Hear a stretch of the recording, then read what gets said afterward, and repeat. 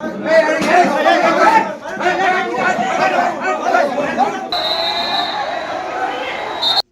Board CD লয়ের কর্মস্থল যোগ দিতে যাইয়ে হেনস্থার শিকার হয়ে চট্টগ্রাম নগরীর টাইগার পাস বহুমুখী উচ্চ বিদ্যালয়ের প্রধান শিক্ষক মোহাম্মদ মোজাম্মেল হক রবিবার দুইজে বিদ্যালয়ে যোগ দিতে গেলে তারে বের করে দিয়ে বলে অভিযোগ করছে ওই শিক্ষক।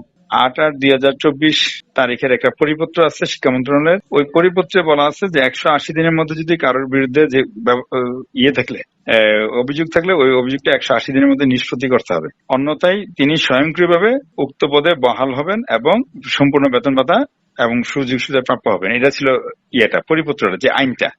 তো ওই আইনের বলে তারা আমাকে আমার পক্ষে রায় দিছে। তো রায় দেওয়ার পর আমি যখন স্কুলে বলো যে আপনি জয়েন করতে যাবেন, যদি জয়েনিং যদি আপত্তি করে আপনি আমাদেরকে জানাবেন। এই ঘটনার সময় উপস্থিত একজনের মুঠোফোনের ধারণ করা ভিডিও দেখা যায় বিদ্যালয়ের একখান কক্ষ পরিচালনা কমিটির সভাপতি হারুনুর রশিদ, প্রধান শিক্ষক মোহাম্মদ মোজাম্মেল হক সহ বেশ কয়েকজনের মধ্যে হতাহাড়াহাড়ির এক পর্যায়ে পিছনতন কয়েকজন ব্যক্তি আইরে মোহাম্মদ মোজাম্মেল হকরে ধাক্কা দিয়ে বের করে দেয়।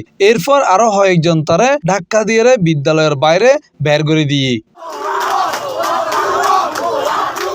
হুসলইরে জানা গিয়ে 2011 সালত বিদ্যালয়ের প্রধান শিক্ষকের দায়িত্ব পালন করছিল মোহাম্মদ মোজাম্মেল হক। তার স্ত্রী আমেনা বেগমও বিদ্যালয়ের জ্যেষ্ঠ সহকারী শিক্ষক হিসেবে কর্মরত আছিল। 2024 সালের 14 আগস্ট মোজাম্মেল হক ও তার স্ত্রী আমেনা বেগম পদত্যাগ করছে বলে দাবি বিদ্যালয়ের গভর্নিং কমিটির। স্কুলের প্রয়োজনে যদি কখনো আমেনা বেগমকে সে প্লটটা নিয়ে নেওয়া লাগে, সেই ক্ষেত্রে আমেনা বেগমকে 20 লক্ষ টাকা দিতে হবে। ওনারা আজ কিছুদিন পরে যাবেন অবসরে যাওয়ার সময়, তখন ওনারা স্কুলকে ব্ল্যাকমেল করবেন, বলবেন রেজলিউশন যেহেতু আছে এবার 20 লক্ষ টাকা দাও, ক্যাশ 20 লক্ষ টাকা নগদ লেখা আছে আপনার রেজলিউশনটা আমি আপনাকে সরবরাহ করেছি। এরকম শুধু একটি না, আরও হাজার হাজার অভিযোগ।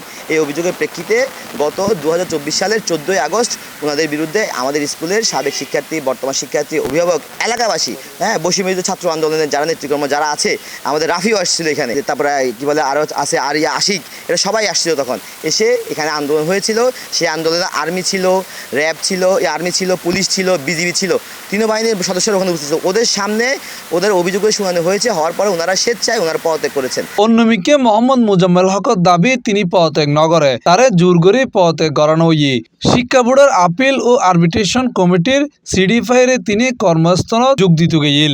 এন্ডে তারে শারীরিকভাবে হেনস্থার করার পর বের করে দেওয়া হইয়ে। তাহলে নিশ্চয়ই বোর্ড তো চিঠি দেওয়ার কথা, বোর্ডের চিঠি তো দেশবাসে এটা ডাকে যাওয়ার কথা, তারা চিঠি অবশ্যই পাওয়ার কথা। আর না পাইলে তো কিছু করার নাই। কিন্তু আমার কাছে তো চিঠি ছিল, আমি তাদেরকে চিঠি শো করছি, আমিও চিঠি শো করছি। এখন তারা কি বলবে এটা তাদের বিষয়। এই বিষয়ে চট্টগ্রাম শিক্ষা বোর্ডের লগে একাধিকবার কল করিও তারাল যোগাযোগ করা সম্ভব নয়। তবে চট্টগ্রাম মাধ্যমিক ও উচ্চ মাধ্যমিক শিক্ষা বোর্ডের সচিব একেএম শামসুদ্দিন আজাদ প্রথম আলোর হয়ে আপিল ও আরবিট্রেশন কমিটির 49 নম্বর সভায় মোহাম্মদ মোজাম্মেল হক ও তার স্ত্রীর পক্ষে সিদ্ধান্ত দিয়ে ইয়েন যেহেতু আদালতের রায়ের মতো এই সিদ্ধান্ত চ্যালেঞ্জ করিয়ে হাইকোর্টত জম ফরিব। সিদ্ধান্ত ফায়ারে তিনি গেইল, তবে যোগ দিন ন পারে বলে আমরা ক্লাসে থাকাকালীন সময় হঠাৎ করে দেখি আমাদের প্রাক্তন প্রধান শিক্ষক, পদত্যাগী প্রধান শিক্ষক হঠাৎ করে ঢুকে আমাদের হেড স্যারের রুমে গেল। বর্তমানে হেড স্যারের রুমে গিয়ে ওনারা নাকি ফুলতুল নিয়ে আসছে, কিছু বহিরাগত নিয়ে একদম ফুলফিল অফিস রুম। পরে আমি হঠাৎ করে স্পোর্টসের সময় হচ্ছে দেখে নিচে নামলাম। নিচে নেমে দেখলাম যে একটা হট্টগোল। উনি স্যারের ওইখানে বোর্ডের একটা নাকি চিঠি আসছে, বোর্ডের চিঠিটা নিয়ে উনি দেখাচ্ছে উনি দায়িত্বভার গ্রহণ করবেন। তো দায়িত্বভার গ্রহণ করার জন্য বহিরাগত কিছু লোক নিয়ে আসছে।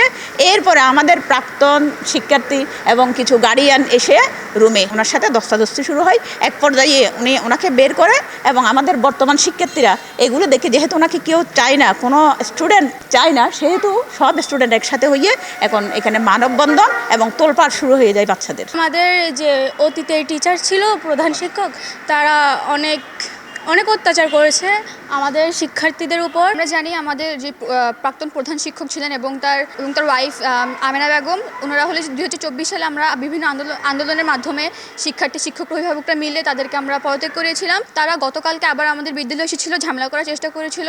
ভারপ্রাপ্ত প্রধান শিক্ষক স্যারের তো জানার কথা ছিল যে এরকম চিঠি পাইছি। আমরা কিন্তু অফিসিয়ালি কোনো চিঠি স্যারে পাই নাই। যদি তাই না পেয়ে থাকে তাহলে কোন বলে উনি এখানে আসছে এবং কেন আসছে, উনি কীভাবে আসছে, ওটাতে উনি ভালো করে জানে। এটা মনে হচ্ছে এটা ফেক। কারণ ওই রকম কোনো চিঠি থাকলে বোর্ড কর্তৃপক্ষ অবশ্যই প্রধান শিক্ষককে ইনফর্ম করবে, সিল, সাপোর্ট, তারিখ সহ ইনফর্ম করবে।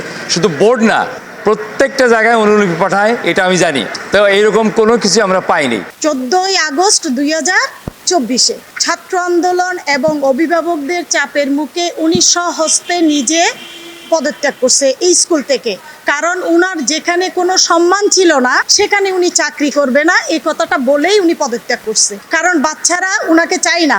বর্তমান শিক্ষার্থী এবং প্রাক্তন শিক্ষার্থী ছাত্র আন্দোলন, জুলাই ছাত্র আন্দোলনের সবার কথায় উনি সম্মত প্রকাশ করে তারপর পদত্যাগ উনি নিজ হস্তে লিখে গেছে। অভিযোগের বিষয়ে মোহাম্মদ মোজাম্মেল হক হইয়ে যারা আরে হেনস্থা গজ্জি তারা সন্তানকল একসময় বিদ্যালয়ত পড়ত। 5 আগস্টের পর যারা মব গজ্জিল তারাই আজিয়ার ঘটনার সময় আসিল। ওই সময় মব করে পদত্যাগ করা হয়েছে এবং এটার এভিডেন্স জেলা শিক্ষা অফিস থেকে 3 বার মন্ত্রণালয়ে পাঠাইছে যে আমাদেরকে জোর করে পদত্যাগ করা হয়েছে এইটা। এবং সর্বশেষ অক্টোবরেও অফিসিয়ালি তারা চিঠি দিচ্ছে মাউসিকে, তাদেরকে জোর করে সারা চিরং শহরে চিরং জেলায় 6 জন আছেন এরকম জোর করে পদত্যাগের বিষয় করছে। চিরং শহরে আছে 3টা স্কুল, 3টা স্কুলে 5 জন, আর চিরং শহরের বাইরে আছে 1টা স্কুল। এটা স্বীকৃত যে আমাদেরকে জোরপূর্বক পদত্যাগ করা হয়েছে, এটা অফিসিয়ালি স্বীকৃত। এবং আমরা নিজেরও পরবর্তীতে এই পদত্যাগের পরে আমরা আমাদের অথরিটিকে জানাইছি যে, এবং আমার যে সভাপতি ছিল তখন একজন ম্যাজিস্ট্রেট, ওনাকেও জানাইছি চিঠি দিয়ে লিখিত হবে যে আমাদেরকে জোর করে পদত্যাগ করানো হয়েছে এবং আমাদেরকে আমরা এই পদত্যাগপত্র প্রত্যাখ্যান করি, এই পদত্যাগপত্র আমরা মানি না।